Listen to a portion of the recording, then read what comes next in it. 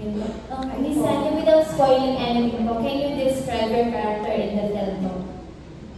Yes, hello po sa inyong lahat. Good afternoon po. Ako dito si Mila. Siyempre, ang tawag ng bayan sa kanya, tukso ng bayan. Yun ang tawag sa kanya.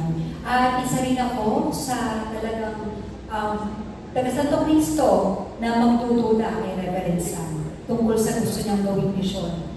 So ngayon, dahil natukso ko ng bayan, malalaman natin dito kung ako ba yung tutulong sa misyon ni Reverend Sam o ako yung tutulong para maging miyembro si Reverend Sam sa mga makasalanan.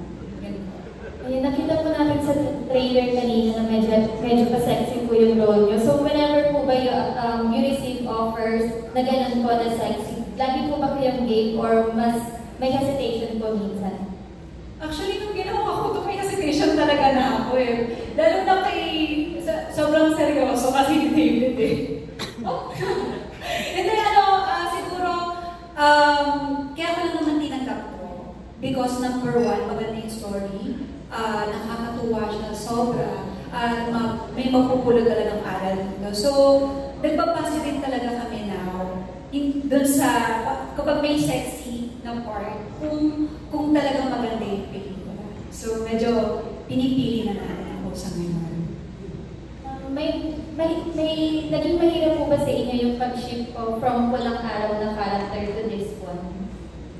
Sa totoo lang, nung time kasi ng Walang Araw, sobrang bigat niya eh.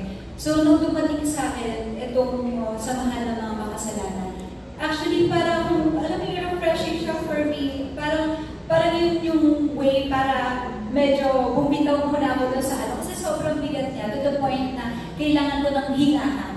At itong samahan ng mga makasalanan. Siguro maganda rin kasi yung bonding namin mga cast doon. Sobrang gaan lang din. So, iba yung bonding kasi namin doon. So, naka-help siya sa akin. So, hindi siya masyado naging challenge for me kasi in-enjoy